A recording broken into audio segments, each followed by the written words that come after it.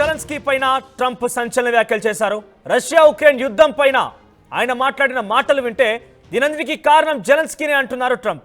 అసలు యుద్ధానికి ప్రధాన కారణం జెలెన్స్కీనే అని చెప్పడం ఒకసారిగా సంచలనంగా మారింది. ఏకంగా ట్రంప్ నోటి నుంచి ఈ మాట రావడం ఒక పెద్ద ఉద్రిక్తతలు దారితీసే అవకాశం కనబడుతోంది.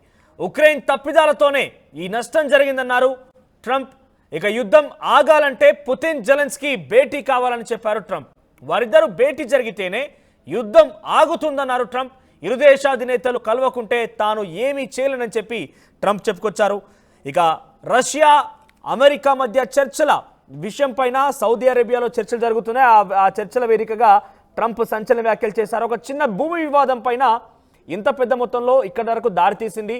ఒక చిన్న భూభాగం కోసం జెలెన్స్కీ చాలా ఒత్తిడి తీసుకొచ్చి ఇంత దూరం తీసుకొచ్చుకున్నారు, ఇంత యుద్ధానికి కారణమయ్యారని చెప్పి మాట్లాడుకొచ్చారు. ఆయన ఒక నియంత అంటూ కూడా ప్రస్తావించారు ట్రంప్. జెలెన్స్కీని ఒక నియంతలా పోల్చారు. అందుకే ఇప్పటివరకు ఎన్నికలు జరగడం లేదంటూ కూడా ట్రంప్ మాట్లాడుకొచ్చారు. అయితే రష్యా ఉక్రెయిన్ మధ్య ఇప్పటికే భీకరమైనటువంటి పోరు కొనసాగుతుంది. ఈ నేపథ్యంలో ట్రంప్ ఈ రకంగా మాట్లాడడం మరింత ఉద్రిక్తతలు దారితీసే అవకాశం కనబడుతోంది. మరి ట్రంప్ మాటల్ని ఇప్పటికే జెలెన్స్కీ కొట్టిపారేశారు. ఏం తెలియకుండా, అసలు వాస్తవాలు తెలియకుండా కొంత ఫన్నీగా మాట్లాడుతున్నారు, ఈర్ష్యతో మాట్లాడుతున్నారని చెప్పి ట్రంప్ పైన జెలెన్స్కీ కూడా చాలా సీరియస్గా రియాక్ట్ అయ్యారు. దీనికి సంబంధించి మరిన్ని అప్డేట్స్ డీటెయిల్డ్గా ఏం జరుగుతోంది, దేశాధినేతల మధ్య ఈ చర్చలకు గల కారణం ఏంటి, ఎటువంటి చర్చలు జరుగుతున్నాయి, సచిన్ అందిస్తారు. సచిన్, ఏంటి ఎలా చూడాలి? ఏకంగా ఇప్పటికే ఆ రష్యా ఉక్రెయిన్ మధ్య పచ్చిగడ్డి వేస్తే మండేంతలా ఒక యుద్ధం కొనసాగుతోంది. ఒక చిన్న భూభాగం కోసం యుద్ధం కొనసాగుతున్న చిన్న తేలికపాటిగా ట్రంప్ కొట్టిపారేయడం, దానికి కారణం కూడా జెలెన్స్కీ అని చెప్పడం, ఏకంగా ఇరు దేశాలు కూర్చొని మాట్లాడుకుంటే తప్ప ఈ యుద్ధం ముగిసే అవకాశం లేదని కూడా ఆయన మాట్లాడడం, పైపెచ్చు ఉక్రెయిన్ అధ్యక్షుని ఉద్దేశించి ఒక నియంతాను మాట్లాడడం, ఎలా చూడాలి?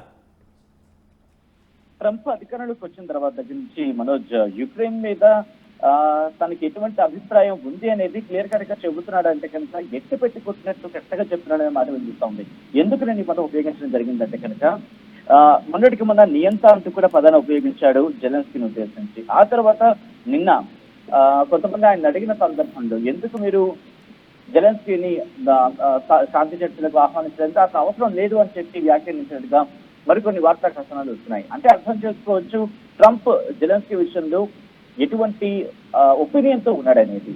ఇక్కడ ఒకటే చెప్పడం జరుగుతోంది, రెండు దేశాలు కూర్చొని మాట్లాడుకోవాలి, ఇది అందరూ మొదటి నుంచి చెప్తోంది. ఇన్ఫాక్ట్ భారత కూడా అంశాలు చెప్తోంది, ఇద్దరు కూర్చొని మాట్లాడుకుంటే తెలిపోయే అంశం తెగిపోయే అంశం అంటూ కూడా. కానీ ఎవరు కూడా రెండు దేశాలకు సంబంధించి ఇష్యూని సాల్వ్ చేయలేదు. కానీ ట్రంప్ వచ్చిన తర్వాత మాత్రం ఇక్కడ సౌదీ అరేబియా వేదికగా చర్చలు జరుగుతున్నాయి. ఇక్కడ కీవ్ కి సంబంధించి కాదు, మాస్కోకి సంబంధించి. అంటే కీవ్ అంటే యుక్రెయిన్ కి సంబంధించి, మాస్కో అంటే రష్యాకి సంబంధించి. ఇద్దరి మధ్య యుద్ధం ఆగిపోవాలంటే కనుక యుక్రెయిన్ అధ్యక్షుడు జెలెన్స్కీ అలాగే రష్యా అధ్యక్షుడు వ్లాదిమిర్ పుతిన్ కూర్చొని మాట్లాడుకోవాలని కూడా చెప్పుకొచ్చారు. ఎందుకంటే లక్షలాది మంది చావులు ఇక్కడ ఆగిపోవాలి అంటూ కోరుకుంటున్నామంటూ కూడా ఆయన చెప్పుకొస్తున్న పరిస్థితి. కానీ ఇక్కడ యుక్రెయిన్ కి సంబంధించి మద్దతు ఇవ్వడానికి అమెరికా వెనకాడుతోంది. ఇక్కడ రెండు కారణాలకు సంబంధించి ప్రస్తావించడం జరుగుతోంది. ఎందుకంటే ట్రంప్ వచ్చిన దగ్గర నుంచి అది డోజ్ కావచ్చు, లేకపోతే ఇతర అంశాలు కావచ్చు, అమెరికా ఫస్ట్ అనే విధానంతో ట్రంప్ వెళ్తున్న పరిస్థితి మనం చూస్తున్నాం. దానిలో భాగంగానే ఇతర దేశాలకు మేమెందుకు సాయం అందించాలి, ఇతర దేశాల సైనికాల అవసరాలకు సంబంధించి మేమెందుకు ముందుండాలి, అదే దృక్పథం మాత్రం ఇక్కడ క్లియర్ కట్ గా కనిపిస్తోంది. మరీ ముఖ్యంగా ట్రంప్ తన మొదటి టర్మ్ లో ఎటువంటి వ్యూహంతో ఉన్నాడో చూసాం. కానీ ఇప్పుడు మాత్రం అమెరికా ఫస్ట్ అనే నినాదంతో వెళ్తున్న సందర్భాన్ని చూసాం. అమెరికా మరి దాంతో పాటు తనున్న ఆ టర్మ్ లో యుద్ధాలు అంతగా పెద్దగా లేవనే చెప్పుకోవాలి. కానీ ఇక్కడ బైడెన్ వచ్చిన తర్వాత ఆఫ్ఘనిస్తాన్ కి సంబంధించి ఎటువంటి పరిస్థితులు చూసాం, తన సైన్యాన్ని వెనక్కి తీసేస్తున్నాడు. ఆ తర్వాత యుక్రెయిన్ ఇష్యూకి సంబంధించి మాట్లాడుకున్న పరిస్థితి, ఇరాన్ కాదు, ఇక్కడ హమాస్ కి సంబంధించి, అంటే గాజా ఇజ్రాయెల్ మధ్య ఎటువంటి పరిస్థితులు ఉన్నాయో చూసాం. ఈ రోజు కూడా గాజాకు సంబంధించి ఇజ్రాయెల్ విషయంలో ఎటువంటి మద్దతు ట్రంప్ ఇస్తున్నాడు అనేది అక్కడ ట్రంప్ విషన్ కావచ్చు, వ్యూ కావచ్చు, ఏం చేయాలి కూడా క్లియర్ కట్ కనిపిస్తోంది. Coming back to Ukraine Russia, Zelensky విషయంలో జెలెన్స్కీ ముందే చెప్పేస్తాడు, ఎప్పుడైతే ట్రంప్ గురించి బహుశా అవగాహన ఉండాలి, లేకపోతే అంచనా ఉండాలి. ఇక్కడ జెలెన్స్కీ మాట చెప్తారు, అమెరికా సాయం లేదే మేము ముందుకు వెళ్ళలేమని చెప్పి. అందుకే తెలివిగా వ్యవహరించాడు జెలెన్స్కీ చాలా తక్కువ కాదని చెప్పుకోవాలి ఇక్కడ. అందుకనే యూరోపియన్ యూనియన్ కి సంబంధించి మాట్లాడుకునే సందర్భంలో మనకైతే ఒక సైనిక శక్తి ఉండాలి అంటూ చెప్పిన నేపథ్యంలో ఫ్రాన్స్ ఇప్పుడు యుక్రెయిన్ కి దనుగా నిలిచిన పరిస్థితి. ఇక్కడ కీలకమైన అంశం మాట్లాడుకోవాలంటే మనోజ్, అమెరికా ఇప్పుడు సైనిక సాయాన్ని యుక్రెయిన్ కు నిలిపివేస్తుందా అంటే బిగ్గెస్ట్ క్వశ్చన్ మార్క్. ఇక్కడ ఇంకొక లాబింగ్ పేరు వినిపిస్తోంది. ఎందుకంటే ట్రంప్ ప్రతిదీ బిజినెస్ కోణంలో చూస్తాడంటో ఒక ముద్ర తన మీద ఉన్న నేపథ్యంలో ఇక్కడ కూడా అదే మాట చెప్పడం జరుగుతోంది. వీళ్ళిద్దరూ ఊరుకుంటే సరే, లేకపోతే యుక్రెయిన్ సాయం అందించాలనుకుంటే కనుక అక్కడ అంటే యుక్రెయిన్ లో ఉన్న ఖనిజ నిక్షేపాలకు సంబంధించి ఉక్రెయిన్ ప్రెసిడెంట్ కి బ్రిటన్ కీవ్ స్టామర్స్ కూడా చాలా క్లియర్ గా చెప్పుకొచ్చారు. ఆయన ఏమన్నారంటే పూర్తి మద్దతుని ఇస్తాం, యుక్రెయిన్ కి అవసరమైతే బలగాలను మోహరిస్తాం, అక్కడికి వెళ్ళి రష్యాతో వచ్చినటువంటి ఆ యుద్ధాన్ని ఆపేందుకు ప్రయత్నం చేస్తాం, తిప్పి కొడతామంటూ కూడా బ్రిటన్ ప్రెసిడెంట్ చెప్పిన పరిస్థితి. అంటే బ్రిటన్ యుక్రెయిన్ కి సపోర్ట్ గా ఉంది కాబట్టి ఇప్పుడు ట్రంప్ ఉక్రెయిన్ అధ్యక్షుడి పైన వ్యతిరేకంగా మాట్లాడతాడు అనుకోవాలా? ఇక్కడ బ్రిటన్ ప్రధాని కీవ్ స్టార్మర్ చెప్తుందని ప్రకారం చూసుకున్నప్పుడు ఇక్కడ యూరోపియన్ యూనియన్ కి సంబంధించి మళ్ళీ ఎందుకంటే పశ్చిమ దేశాలన్నీ మనం చాలా ఇంట్రెస్టింగ్ డిస్కషన్స్ జరుగుతూ ఉంటాయి. పశ్చిమ దేశాలు యూరోపియన్ యూనియన్ సంబంధించి మాట్లాడుకున్నప్పుడు అక్కడ దాదాపుగా 25 కంట్రీస్ ఉన్నాయి. అవన్నీ కూడా పూర్తిగా మద్దతు ఇవ్వటం లేదు. మళ్ళీ ఇక్కడ బ్రిటన్ ఒకటి ఇస్తే సరిపోతుందా బిగ్గెస్ట్ క్వశ్చన్ మనకి. ఎందుకంటే బ్రిటన్ కే ఫైనాన్షియల్ ఇష్యూస్ ఉన్నాయి. ఎందుకంటే ఆ నేపథ్యాలు ఉన్నాయి కదా. మొత్తం దాదాపుగా 4-5 ప్రధానులు మనం మారిపోయిన పరిస్థితి చూసాం దాదాపు గత 5-6 ఏళ్లలో. సో అటువంటి బ్రిటన్ ఎలా ఆదుకుంటుంది? ఏదో మాట అయితే ఇచ్చేస్తుంది, ఆదుకుంటుందా? అందుకే యుక్రెయిన్ నమ్మటం లేదు. ఎవరైనా ముందుకు వస్తారంటే నమ్ముతారు, కానీ ఇక్కడ యుక్రెయిన్ నమ్మటం లేదు. ఆల్రెడీ యుద్ధ విన్యాసాలకు సంబంధించి ఇప్పటికే ప్రాక్టీస్ నడుస్తోంది. ఒక ఎలా ఎదుర్కోవాలనేది అప్పటికే బ్రిటన్ కి సంబంధించిన యుద్ధ క్షేత్రాలని కూడా, యుద్ధకు సంబంధించినటువంటి ఆ సమగ్ర పరికరాలని లేకపోతే అక్కడ మనుషులందరూ కూడా ఆర్మీని కూడా సిద్ధం చేసి పెడుతోంది.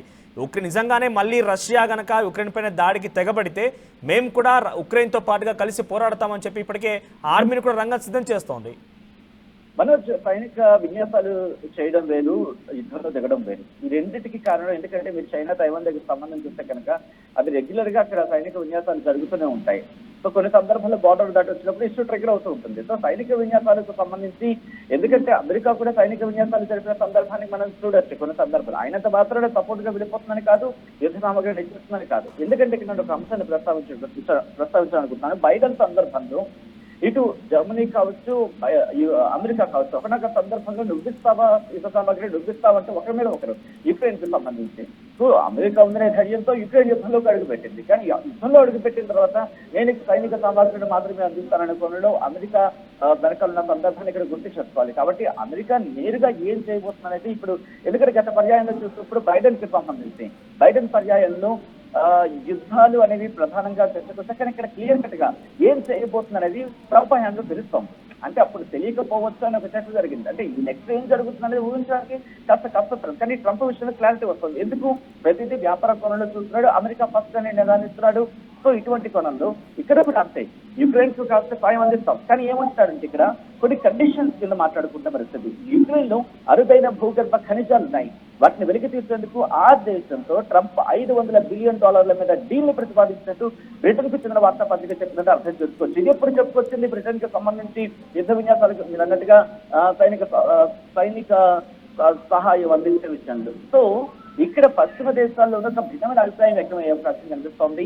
ఇక్కడ యూరోపియన్ యూనియన్ కి సంబంధించి ట్రంప్ తో భేటీ జరిపితే కనుక యూరోపియన్ యూనియన్ దేశాలు కనుక ఇక్కడ ట్రంప్ తో, ఎందుకంటే EU దేశాల్లో ఇప్పుడు మళ్ళీ నేటోలో ఉన్నాయి కాబట్టి చాలా ఇక్కడ పురోగతి కాన్సెప్ట్ కనిపిస్తున్నాయి. కానీ ట్రంప్ మాత్రం క్లియర్ కట్ గా ట్రంప్ ఒకటే ఎక్స్ప్రెస్ చేయాలి తన టర్మ్ లో. ఇక్కడ ఏదైనా అమెరికా అని అంటే చెప్తున్న నేపథ్యంలో యుద్ధాన్ని ఏ స్థాయికి తీసుకువెళ్తాడు అనేది మాత్రం ఆసక్తికరంగా మనకి. యుద్ధానికి టు ద పాయింట్ మాట్లాడుకోవాలంటే జెలెన్స్కీ మీద వేలు చూపించినట్టుగా మాట్లాడుకోవచ్చు ట్రంప్. కాబట్టి ఏదైనా జరగచ్చు Manoj, but we have to wait and see అంతే. రైట్ సచిన్, సో మొత్తం మీద ట్రంప్ మాట్లాడిన మాటలు ఒక్కసారిగా మళ్ళీ ప్రపంచ దేశాల్లో ఒక చర్చనీయాంశంగా మారిన పరిస్థితి. జెలెన్స్కీనే అన్నిటికీ కారణం, ఆయన కారణంగానే రష్యా ఉక్రెయిన్ వార్ జరుగుతోంది. ఒక చిన్న భూభాగం కోసం ఇంతలా తెగబడిపోయి ఇంతలా యుద్ధం పెట్టుకోవాల్సిన అవసరం ఏముంది, ఆయన ఒక నియంత అంటూ కూడా ట్రంప్ జెలెన్స్కీని ఉద్దేశించి మాట్లాడారు. అయితే పుతిన్ జెలెన్స్కీ ఇద్దరు కూడా కూర్చుని రష్యా ఉక్రెయిన్ వార్కి ముగింపు పలకాలంటే వారిద్దరి భేటీ తప్పనిసరిని మాట్లాడుకొచ్చారు. వారిద్దరు కూర్చొని మాట్లాడితేనే దీనికి ఒక ముగింపు పలకొచ్చు. వారిద్దరు కనుక కలవకుంటే నేను ఏం చేయలేని చెప్పానని చెప్పుకొచ్చారు. అయితే ప్రపంచ శాంతి కోసం ప్రయత్నం చేస్తాను నేనంటూ ట్రంప్ మొన్న మాట్లాడిన సంబంధించినటువంటి ఆ వ్యాఖ్యలు మనం చూసాం.